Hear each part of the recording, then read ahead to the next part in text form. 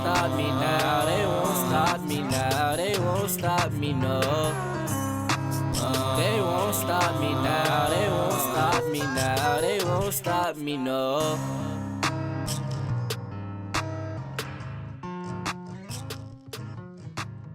Hello and welcome back to We Are Mighty. Are you feeling mighty this week? Are you feeling stronger? You feeling like you got this grief journey under control, if you will? Has it at least gotten a little bit easier for you? I hope so, because that's my goal. That's what I'm trying to do.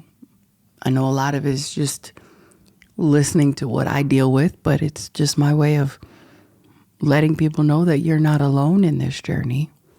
So I hope that's how you feel and that it's helping you. I started thinking about something this morning, and it's really weird, but it's again, the grief journey and the things that you deal with as a part of it. So what I was thinking about is, and I'd like for you to think about this, what is it that you feel is, since losing a loved one and dealing with the grief of the loss of a loved one, what is something that is difficult for you to do on a daily basis as a result of that grief? Like, is there a park that it's hard to drive by, or a restaurant that it's difficult to go to because of memories? Or is there, something that you may say that triggers a memory? Anything. What would be something that you deal with on a daily basis or see on a daily basis that's more difficult after losing a loved one? And the reason I'm asking that is because I saw this, I'm always talking about social media, but I saw a post talking about after a person has lost a significant person in their life, there's certain things that change and certain things that they no longer accept as a result of it. And somehow that got me to thinking about what's difficult for me to do. And it's crazy when I tell you my answer as far as what's difficult on a daily basis to do. And I'm sure there's other people who have the same feeling, but it's crazy when you think about it. So for me, the hardest thing to do on a daily basis is wake up. Get out of bed. That is difficult for me, and it's been almost 3 years, where in July, it will have been 3 years since my son was taken from me. And still, every day, it's so hard to wake up and then get out of bed, because he no longer has that privilege. And some of us take for granted that waking up every day is a privilege. And so it's like bittersweet for me, I'm glad I'm on the, as the old folks would say, on the wake up list. But it's difficult knowing that my son is not, still is not, and will never be again. So when I muster up the strength to get out of bed and allow myself to start my day, I try to make it count. I try to make my days meaningful, because this is a day that could have been meaningful to my son. This is a day that could have been meaningful to someone that I lost previously. And so I don't have time to focus on silly things, frivolous things, things that I have no control over. Because if I have no control over it, it doesn't matter one way or the other how it happens or how it goes, because I didn't have a hand in it. And so I try to live with purpose. I try to make each day better than the day before. Now, that may not always happen, especially dealing with grief, because grief can make, any day miserable. And so, of course, it's not better than the day before, unless that day was more miserable. But I strive to be there. And even when I feel the depression or the pain or just the loss, I try to turn it around somehow so that grief doesn't win. And that's how I have to look at it, because I can be a competitive person. So I try not to let grief win every day. Are there some days that grief wins? Absolutely. Absolutely. But I want more of the days to be or to feel like I've won more so than grief. And it's not always easy. Like I said, the hardest thing is getting out of bed every day. So even opening my eyes in the morning and literally it's like it's another day. He's not back. He's not here. Time didn't go backwards. It didn't reset. Another day without my baby. But it's also another day with the family that's still living, the family that still loves me and still is here to exemplify that. Of course, I don't feel like my son didn't love me. I know my son loved me. But it's a big hole. It's a big part of me that's missing with him gone. And I have to work around it. It's like the analogy that they have when you break a glass.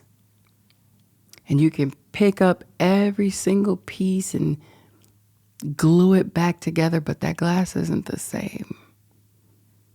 Once you put all the pieces together, even if you pick up every minute sliver and try to stick it into its proper place, that glass will still never be the same. Probably won't still hold liquid like it used to. There's going to be some cracks where it's going to leak. And so, although it resembles a glass, it's not the same. And that's how I look at life after loss. The life after losing someone so close to you, because you try your best to put every single shard of your life back together. But obviously something's missing. And so that will never work. It'll never be the same. But you can still function in some way, in some capacity. Now, some people are good enough to put that glass back together to where it still holds liquid. Just don't look the same. It's a little disfigured. It's probably not smooth, but between the glue and the pieces, it's still holding liquid, but still not the same. And you don't know for how long it's going to be able to do that. So most likely, you won't use that glass as much, or you won't use it in the same capacity that you used to. And that's where we have to be as those who are grieving. We can't expect our life to be like it was before the loss, because it's not the same life. There's a void. There's a piece missing. There's a black hole, however you want to describe it, that person used to fill. And no matter what you use to try to fill it, try to replace it, it's not the same. And it's probably best not to try to replace them. There may be other things in your life that can fulfill certain feelings or fulfill certain activities,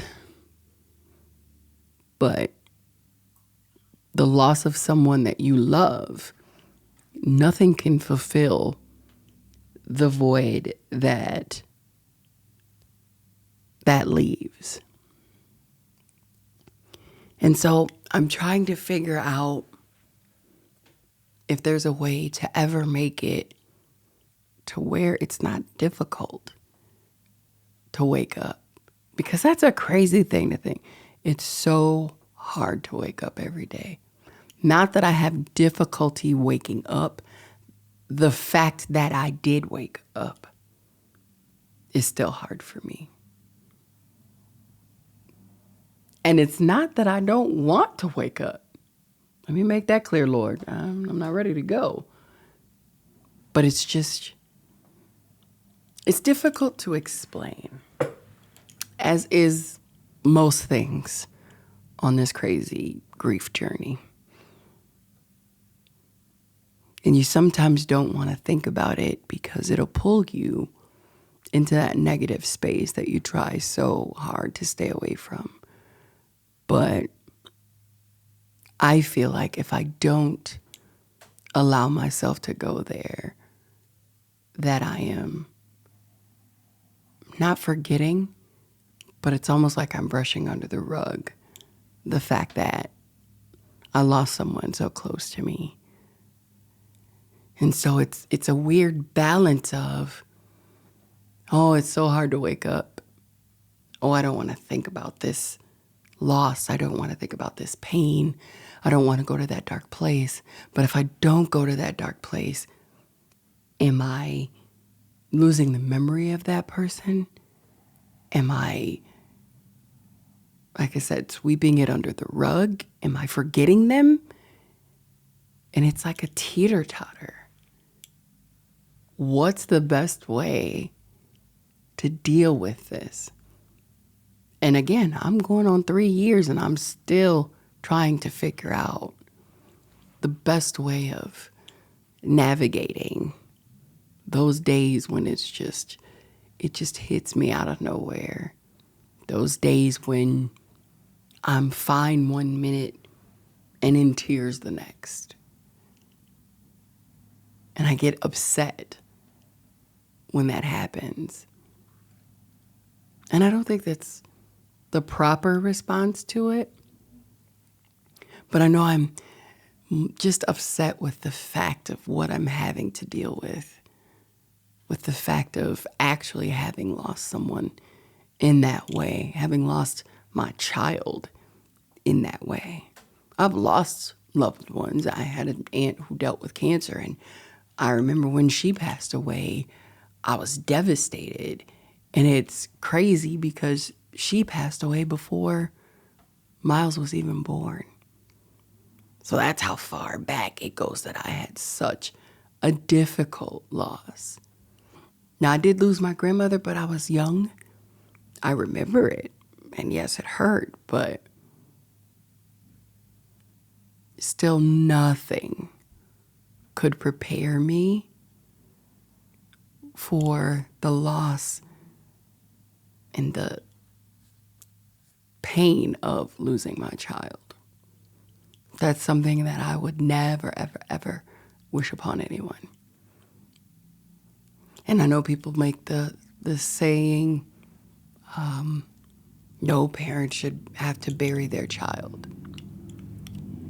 While I guess I agree with that, I had a conversation with someone one day and they were like, Lord knows no parent should have to bury their child, and the Lord shouldn't allow this, and the Lord this. The thing is, the Lord never promised us a certain amount of time. We just expected it. And that's what hurts so much. We expected a life that would outspan ours. But we were never told that. We were never promised that anywhere. And so while it may be comforting, and I don't even know if it's comforting for someone to say, oh, no parent should have to bury their child. You don't have control over it. We've talked about that. None of this is under our control. The only thing we can control is ourselves and how we deal with it, how we move day by day, how we accept it, if you will, and how we allow it to a certain extent to affect our lives. I don't even know if we fully have control over that, because I think if we fully had control, we wouldn't have triggers. We wouldn't have things that can out of nowhere cause us to just lose it over something that may have happened years ago. Yes, I still have days where I may be driving and it's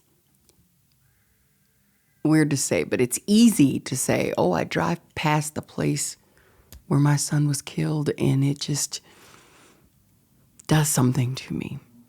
But it's not usually when I drive past that place. I can be on an open road. I can be in the middle of traffic. And just out of nowhere, the thought hits me. And I'm upset. I'm in tears. I'm trying to pull myself together behind the wheel of a car. Or I could be at home. For some reason, a lot of times in the shower, things will go through my head. That's an easy place to cry because the water can hide your tears.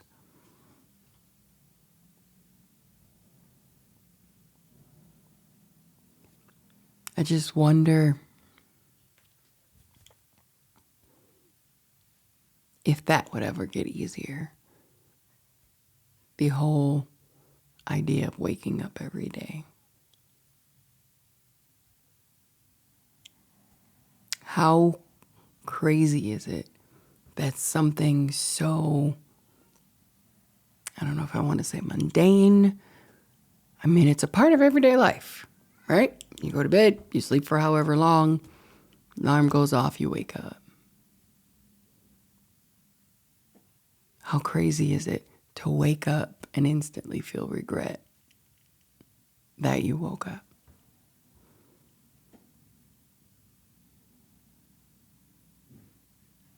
I try literally to not think about it. I just get up and do what I have to do to get ready and wake my husband up, start our day and try to get moving. But there's still at some point, every single day, at some point, there's the guilt that I woke up. And that's deep. I know that recent episodes I've talked about how things have gotten better, and they have. And I'm able to function a lot better, but there's just still some lingering things that I have to deal with on a daily basis.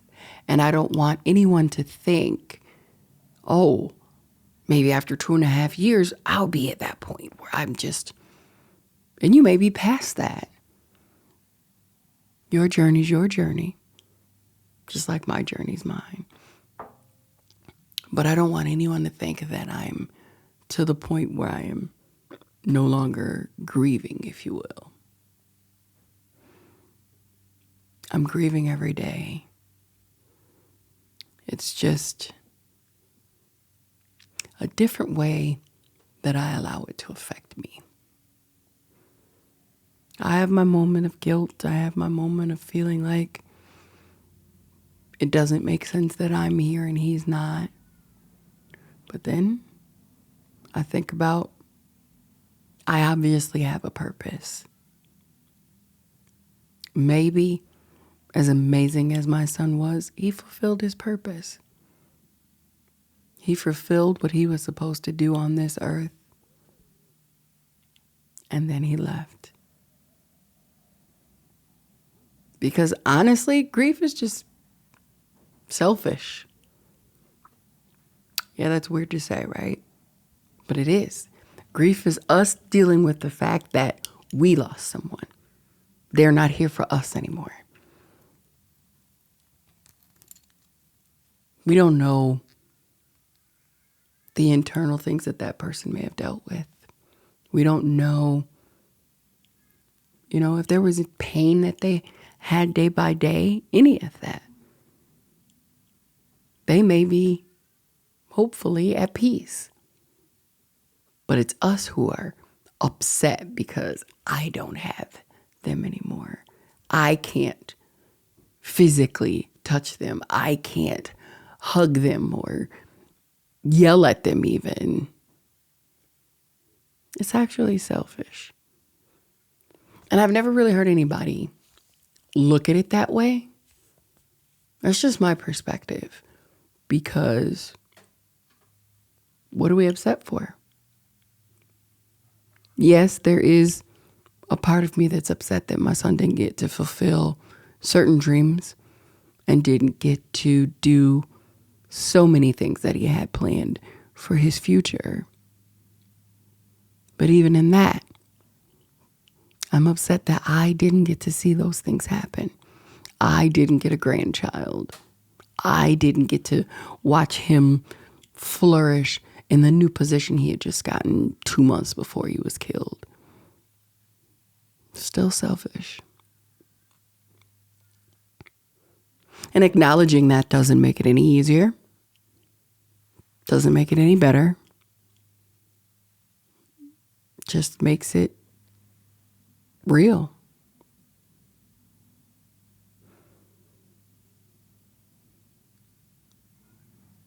So I didn't want to get too many episodes of, hey, everything's great. I'm beyond it. I'm past it. I'm stronger. No. Is everything great? A lot of times. Am I stronger? I don't know if I'll say stronger. I'm strong. But I don't know if I'd say I'm stronger. Am I past it? No. I'm living with it. What else can you do? If you were in an accident and you lost a limb, there's one of two ways that you deal with it. Either you completely shut down and let yourself, your body, your brain, everything deteriorate simply because you lost that limb, or you learn everything that you can so that you can live without that limb. Are you gonna grieve it? Absolutely. Absolutely. But you're gonna still strive. You're gonna still thrive. You may do some things better than you did before because you have such a determination after that loss. Remember, grief is not only about losing a loved one. I've seen posts on networking sites talking about, people don't leave jobs, they leave bad bosses, and that's true. People also get let go from jobs because of bad bosses. People in higher up positions, they do get jealous. They have their ulterior motives, and they, let good workers go. And when you're a person who was at a job that you loved, a job that you knew you were doing well at, a job that was to be your career, and to be let go unexpectedly, you are going to grieve that job. Even once you find a new job you love and you're doing just as well, you're still going to feel like, man, I just can't understand why I lost that job, why that person did the things that they did. It's all grief. And even with that, it's selfish. It was selfish on their part to let you go, but it's still selfish. Oh, I don't have that job anymore. I don't have that money. I don't have that freedom. I don't have the corner office. Okay, but you're still here. You've got another job. You're able to pay your bills. It's all the crazy, crazy cycle, stages, steps, whatever you want to call it. It's all the crazy presence of grief. And you have to be careful, because sometimes you'll move too fast to try to get past it. I got to stay busy. I've got to do this. And you will crash.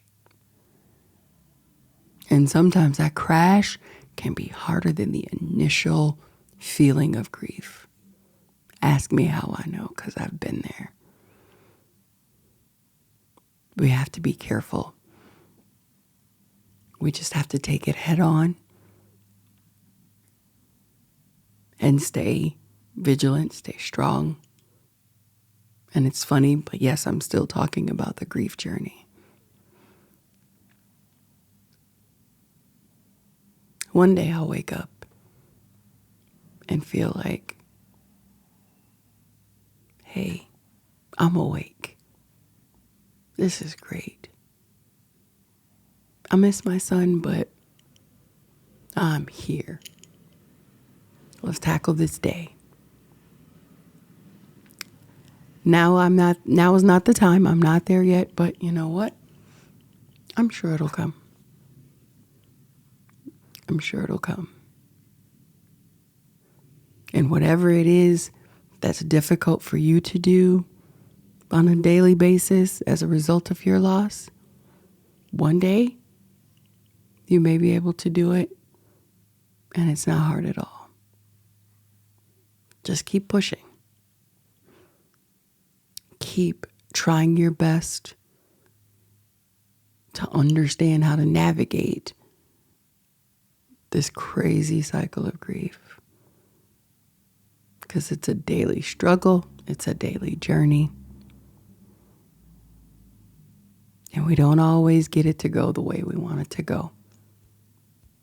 But there's always that next day when you wake up again to try and do better. I hope this episode has helped you in some way, shape, form, or fashion to understand that it's okay. However your journey's going. If you've had a breakthrough, if you are doing well, amazing. I applaud you. If you've had a setback, it's okay. Regroup, try it again. That's one thing about this journey. It's never ending. So there's opportunities to do it differently, to do it better, to just make the best of it. I'm here for you every other Friday, everywhere that you listen to podcasts, and you can watch on YouTube and Spotify. If you have an episode idea, If you'd like to be a guest, yes, the guests are coming. Just still working out the logistics. Feel free to email me at wearemighty24@gmail.com. And everything you do, be true to yourself, be strong, and be mighty. I'll see you next time. They won't stop me now, they won't stop me now, they won't stop me, no. They won't stop me now, they won't stop me now, they won't stop me, no.